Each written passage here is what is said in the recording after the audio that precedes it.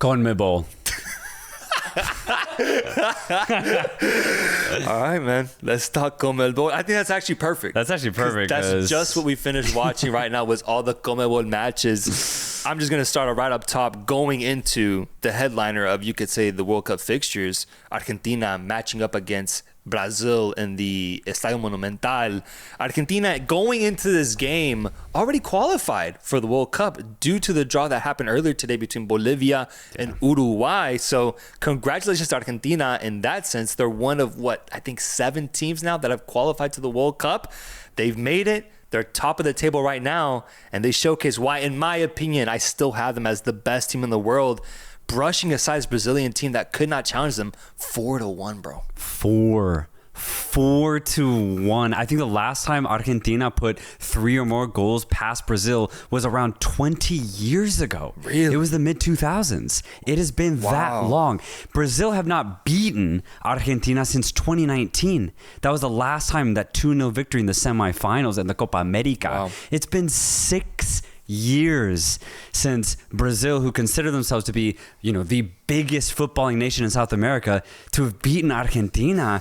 And just when I thought Brazil were starting to pick up a little bit of momentum, they hadn't lost since their loss in September against Paraguay, they lose 4-1 to Argentina. 4. You look at all of the goals they conceded in this match too, bro. Really sloppy defending. And on a personal note, it doesn't look good for my boy Murillo. It doesn't look good. He's had such a good breakout season with Nottingham Forest, but I thought he was at fault for 2 of those 4 goals, and he gets subbed at halftime. Yeah. Just a really bad performance, and knowing how harsh the Brazilians are, we might not see him again. Tough result for Brazil here, but it's also why I give so much credit to Argentina, because going into this match, Brazil was on a 5-game undefeated streak with, matches against Colombia, Uruguay, and there's some quality CONMEBOL teams. It was looking like they're finally starting to turn the page and ask the question, can they defeat an elite opponent, a big name opponent like Argentina? And on the flip side, I think Argentina, who has been asked questions of them ever since they lost to Saudi Arabia at the 2022 World Cup, has always answered in stellar fashion. They've continued that momentum, in my opinion. They continue showing that consistency, that class, that professionalism. Julian Alvarez getting the early goal to just get that 1-0 lead, and then they ultimately just couldn't give that lead back, bro. They were in control the entire time. Brazil tried to get back into it, but Vini, Rafinha couldn't find their form. The defense was just hounding them the entire match. And I think Argentina looks good getting a massive result here without the greatest player of all time, Lionel Messi, as well. And with the absence of Messi, we see the presence of Thiago Almada. What a game he had, just being so deadly on that left-hand side. And honestly, he kind of plays like Messi. He diminutive stature. When he gets the ball, he likes to cut inside, be dangerous off the dribble and off the pass. It's kind of weird, honestly. But that's the type of weapons Argentina have at their disposal. When one player's not available, they just have the next guy up, and he's a stud. It's ridiculous. Julian Alvarez is in the form of his life. He's going to add to Argentina's attack, which is pretty crazy because a couple of years ago, this was Lautaro Martinez's team to spearhead. Now it's completely Alvarez, and he's not giving that position up. Yeah. Beautiful to see realistically, but again, it just adds to that depth that Argentina have. Paredes comes into the fray, always in there with the midfield with Enzo Fernandez and Alexis McAllister. Just the quality that Argentina have with their 11 extended to 18 players. It is the best in the world. We talk a lot about consistency on this podcast. You really think about it, Argentina went undefeated in their last World Cup qualifying campaign for 2022. They go on to win the tournament. They then win the Copa America, and they are topping the table right now going into 2026. This is probably the best international team we've seen in a very long time, since Spain 2010, 2008, 2012. And what we're seeing right now is unprecedented, in my opinion. It's been 5, almost 6 years of total international domination from Argentina. It's the makings, or if not the existence of a dynasty, man. Like, I think this solidifies it. The consistency, you're right. It's what I think is such a big part of their narrative going into 2026 is, can they actually do you could say the impossible and challenge for a back-to-back World Cup victory? it would make sense if this Argentina team was the one to pull it off with a guy like Messi being part of the team. Like, that would be crazy for him to have in his legacy. The fact that they're even challenging for it, bro, or the fact that they even have that shot, I think is a ridiculous sign of the heights that this team has been able to achieve. So, yeah, credit to them. I think Argentina has just answered every single question of them. And for Brazil, I mean, I was asking you this question while we were watching the game. I truly cannot remember the last time that they beat a quality opponent, an elite opponent that is of the stature of the great teams of Brazil that we've seen in the past.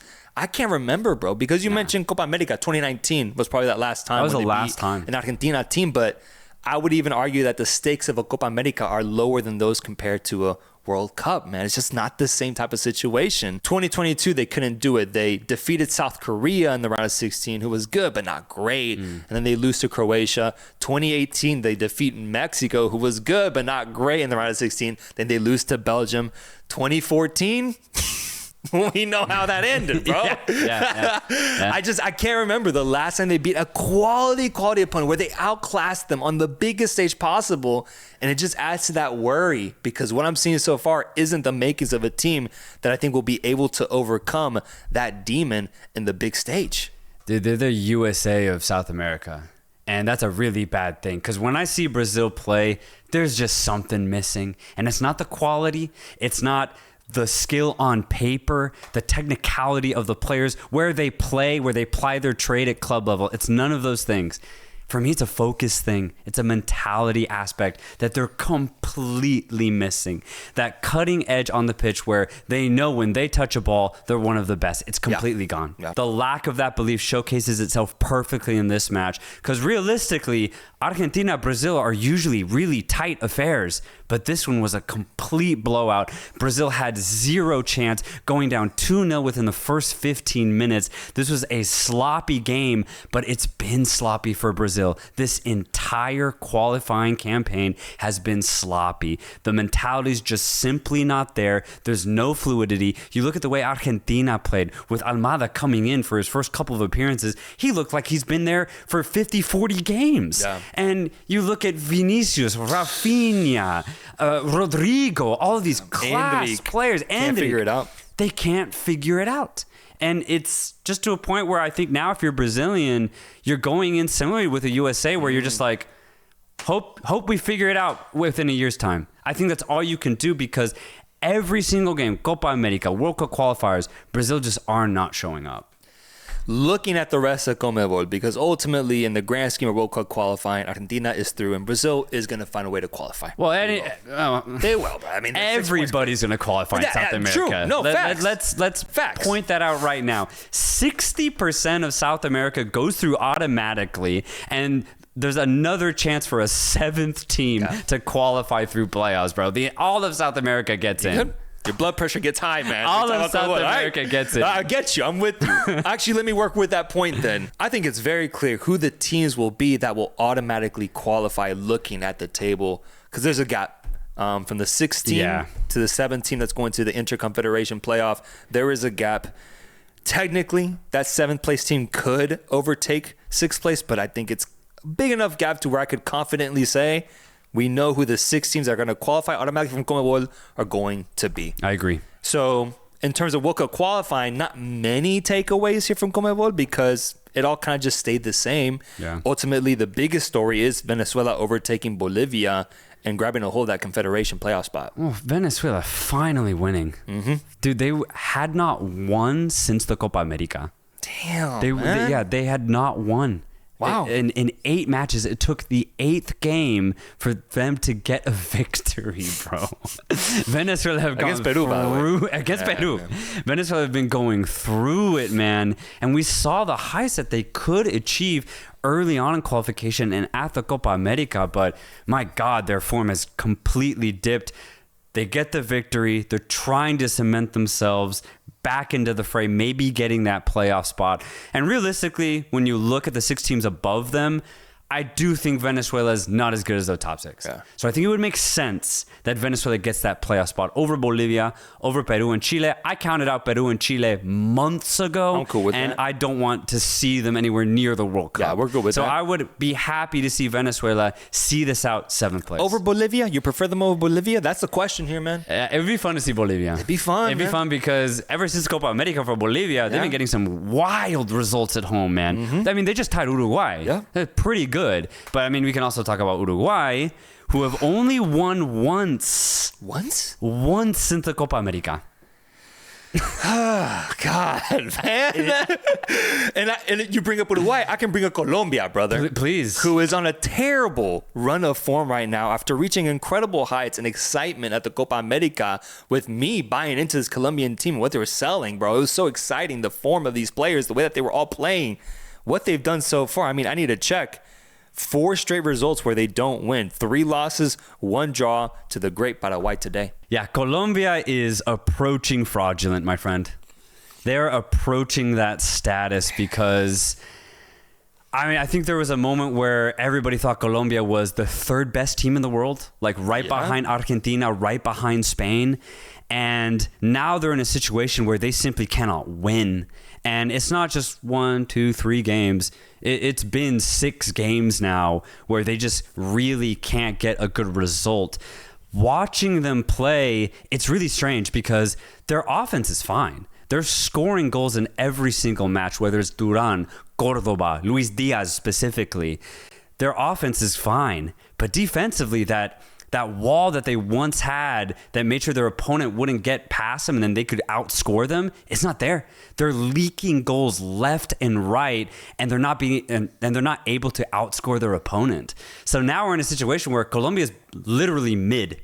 They concede just as much as they score, so they're not getting the results that we think that they should deserve. They have to fix the defense. Also, their midfield isn't as strong in possession anymore, so their opponent has a lot of the ball a lot of the time, and Colombia is just in a completely opposite situation than we saw in the summer at the Copa America. I think what worries me is that I do think a big component of this Colombian team is their momentum, is the energy. I mean, going into Copa America, the fact that they were like 24, 25 games unbeaten, I think was a big part of their identity that kind of gave them that confidence of like, boys, we're on fire right now. Like we can go score 1, 2, 3 goals and then dance our asses off celebrating, and we can have a great time at the Copa America. That's exactly what they did, man. But now I get concerned because I'm like, can they get out of this? Is this a low point that they're reaching in World Cup qualifying, but then hopefully in the build to the World Cup, they can get a few more wins in their place and then kind of build that momentum back once again? That's what I would hope for. I just get scared because I know energy matters a lot to this team. I know that momentum and the way everybody's feeling is really important. And I just think I'm not seeing any positivity around the team as a whole at this moment. Even the fans today, bro, they were standing still the entire match. Depression for them. Yeah, bro, it's scary. Colombia's peaked. It's over. They peaked in the summer of Copa America. And what a peak, though. They made it all the way to the finals. I guess Come that on. is what I was asking. Yeah. Yeah. No, you're right. You're right. But you know who hasn't... I think that is what I was getting at. you know who hasn't peaked yet, though? Who's on a beautiful climb right now at the moment? Colombian? Paraguay. Oh. Paraguay. Oh, yeah. The beautiful Paraguay, who are, by the way, undefeated since the Copa America. Good. 8 straight matches without a loss. Good. 8. And they find themselves in a situation where they're now actually above Colombia in the table. And I think it is indicative as to the form of both teams. Watching the game today, Paraguay in Colombia, I think it was really clear the state of both teams. Colombia got 2 very quick goals off of surprise attacks. But Paraguay, once that happened, just kept their focus, got back on the ball, and used their flair players in Miguel Almirón and Julio Enciso to get back into this match. They're a very physical side, and they've showcased that over the last 8 matches. It is what has made them undefeated for 8 straight, bro. And Paraguay is on another level right now. I said a couple of months ago, when you look at the team on paper, it's not really that impressive, though it is a good squad. All that has changed is they understand that together they're very good defensively, and then you throw it up to Enciso and he can score a banger like he did today in Colombia. It's a recipe for success, and it is working at a great rate. Paraguay is so fun to watch because they just use their grit, that work rate, that passion to get them victories. And for me, as a neutral, it gives me hope because they turned their form around so quickly. Dude, they lost all 3 matches at the Copa America. One of those losses was to Costa Rica, no disrespect. But after that, they completely flipped it around. And it gives me hope as a USA fan that we can change our fate just based off of mentality, the way that Paraguay has done, because they've been brilliant for the last several months. Yeah, I like that. They're becoming a team that the form of the players at the club level doesn't really matter. They put on that Paraguayan jersey and they show out. I mean, what I saw from Enciso today, why haven't we seen that with Ipswich, man? Yeah. It just hasn't been there. Yeah. Why Miron assisting that as well? Like, I'm surprised to see that they're just showing out the moment that the international fixture comes around for them. I like their defense. They have one of the best defenses in all of CONMEBOL. I mean, the second best if you look at goals conceded, or third best, only conceding 9 goals in 14 matches. I get worried about their offense, though, man. 11 goals, which is the lowest in the top 8. But you have to consider they didn't get formed prior to September. So if they had kept this form, I think they would have had more goals. Yeah, I think their recipe is just to keep it. I think they're going to keep games a lot more tighter than perhaps like an Uruguay will, for example, or Colombia, man. I think that's the way they're going to win these games. I don't know about Uruguay anymore either. And we've also noted them. I mean, I just said it also. They only have 1 win in their last 8 matches. Uruguay have completely dipped just like Colombia as well. No, I'm not saying they're Uruguay. I'm saying their game plan is different from Uruguay's. I think Uruguay relies on a less defensive game plan than Paraguay. I think their defense is one of the best things that Paraguay has to offer. Yeah, absolutely. Absolutely. I'm just saying Uruguay's dipping. Yeah, absolutely. So Uruguay's reverting to defense right now because Darwin Núñez has lost complete form. And then when you look at the rest of the players, Maxi Araujo and Facundo Pelistri, it's not working. So Bielsa is just converting his team to be very aggressive and very defensive. It's why Uruguay's just completely dipped. Their offense isn't working anymore. So you'll notice Uruguay being a lot more defensive lately, which I think is going to make for just kind of a disappointing World Cup for Uruguay. Oh, absolutely. And they should have lost again about Bolivia today. Bolivia hit the post, bro, on what would have been a banger of a goal. Few inches to the left, and they lose that game, man. So I think Uruguay looks terrible. Ecuador is basically the last team to talk about here. Second place, 23 points, 5 goals conceded in this entire campaign. They defeat Chile with a 93rd minute winner to continue getting results in what's been a very interesting campaign for the Ecuadorians. Yeah, I think we've highlighted this campaign. Ecuador's winning their games with defense. We saw at the Copa America, we were expecting a more offensive Ecuador, but instead we actually got a more defensive one, and it worked. They nearly beat Argentina on the knockout stage. They've continued this defensive stature, and it's gotten them second place in CONMEBOL. So at this point, Ecuador, I consider them to be almost like Mexico in the sense that they're just going to absorb a lot of pressure and hit out one time, and that's how they'll get the 3 points. It's worked so far. I don't see why they change it at this point. And when you look at that back line, man, it makes sense. Defense first for Ecuador. Hincapié and Pacho. I mean, 2 elite center backs in Europe. And they just now added to the back line Ordóñez, who's playing for Club Brugge this year. Wow. So that back line is one of the best in South America from a club perspective, and it's completely showing out in this CONMEBOL table. So Ecuador, very organized team, and yeah, it's working. Doesn't make for great football, but I mean, Ecuadorians don't care. Second best thing that CONMEBOL has to offer, I think, at the end of the day, is this Ecuadorian team. I'm interested to see the trajectory because I think they disappointed in tournaments these past 4 years. But granted, going into these tournaments, they've never looked as good as they look now. So I'm interested in the Ecuadorian project, seeing if something actually comes from it. I do get a little scared, though, because Ecuador has a history, I would say, from disappointing at tournaments. I invested a lot of faith in them in 2022. I had them getting out of the group stage. They ultimately ended up disappointing in that sense. I would like to see a different iteration in 2026. The potential's there, though. I think it's definitely there. The reason why they lost 2022 is they were too confused as to whether to be very attacking or very defensive, and they got caught out mid-game. But I think the identity that they have right now, they're rinsing and repeating it every single game, and they're not losing back-to-back. So I think this is, as you said, the most confident I've seen an Ecuador side going into a World Cup ever. I think the final question that I want to answer is that question of Venezuela, Bolivia, who gets in? I got Venezuela getting in. And I also prefer Venezuela or Bolivia specifically. I think once Bolivia plays away from home, it's a different side. Yeah. We're not going to see that in the USA, Canada, or Mexico. I'm sorry. I have Venezuela going through, and I think they're just slightly the better team compared to Bolivia at the moment.